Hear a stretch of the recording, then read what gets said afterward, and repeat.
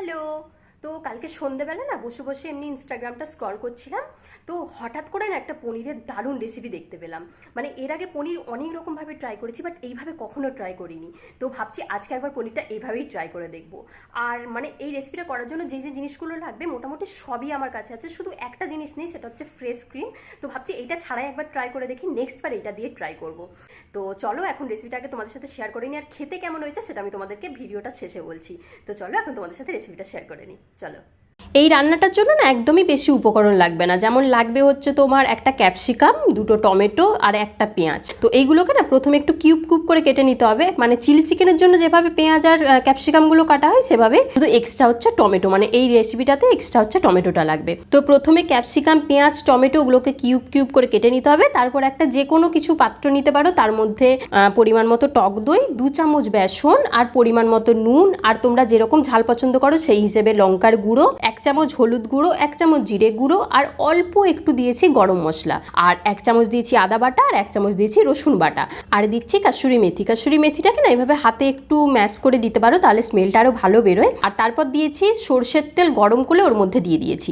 এবার এটাকে ভালো করে মিক্স করতে হবে, আর মিক্স করার পর দেখবে ব্যাটারটা ঠিক এই রকম হবে। তো এবারে এটাকে সাইড করে আধ ঘন্টার মতো রেখে দেবো। এবার দেবো মেন ইনগ্রিডিয়েন্ট, সেটা হচ্ছে পনির। তো আমি এখানে প্রায় 200 গ্রাম মতো পনির নিয়েছি, আর পনিরগুলোকেও না ঠিক এভাবে কিউব করে কেটে নিয়েছি। তোমরা চাইলে বড় বড়ও রাখতে পারো, বাট আমি কিউব করেই রেখেছি। এবারে এই মিক্সিং করা মশলাটার মধ্যে সব কিছু দিয়ে দেবো, যেমন ক্যাপসিকাম, পেঁয়াজ, টমেটো, পনির সব কিছু দিয়ে না এটাকে ভালো করে একটু মেখে নিতে হবে। আর মেখে এটাকেও প্রায় 20 মিনিট বা আধ ঘন্টার মতো তোমরা সাইড করে রেখে দিতে পারো রেস্ট করার জন্য, তাহলে খেতে আরও ভালো লাগবে, কারণ ওই পনিরের মধ্যে সব মশলার ফ্লেভারগুলো ঢুকবে। তো তারপর আমি আধ ঘন্টা পর কড়া বসিয়ে দিয়েছি, ওর মধ্যে দিয়েছি সর্ষের তেল, তার মধ্যে দিয়েছি গোটা জিরে, আর দিয়েছি গোটা গরম মশলা। সব কিছু দেওয়ার পর পেঁয়াজটা কুচি কুচি করে যে 2টো পেঁয়াজ কেটে রেখেছিলাম সেটা একটু দিয়ে দিয়েছি। তারপর এটাকে ভালো করে একটু লাল করে ভেজে নিয়েছি, মানে একটু ব্রাউন ব্রাউন হওয়া পর্যন্ত।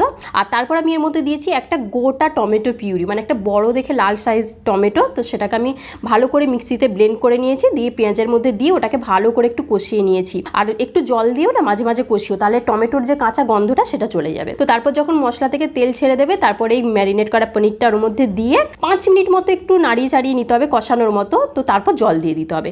এই পনিরটা কিন্তু মেন হবে হচ্ছে তোমার দমে, মানে এই যে জলটা দিলাম এরপর ঢাকা দিয়ে 10-15 মিনিট মানে হালকা আঁচে করতে হবে, তাহলে পনিরটা রেডি হয়ে যাবে। এটা মেন রান্নাটাই কিন্তু দমের ওপরেই হবে, শুধু মাঝে মাঝে একটু ঢাকাটা খুলে নাড়িয়ে নিও। আর সত্যি বলছি খেতে জাস্ট দুর্দান্ত হয়েছিল। আর নামানোর আগে 1 চামচ ঘি দিয়ে ঢাকাটা বন্ধ করে দাও, ব্যাস রান্না কমপ্লিট। আমার বর তো খেয়ে পুরো অবাক। তোমরাও কিন্তু অবশ্যই একবার ট্রাই করে দেখো, দারুণ লাগবে। আর আমাকে কমেন্ট করে জানিও কেমন লাগলো। দেখা হচ্ছে একটা নেক্সট ভিডিওতে, বাই।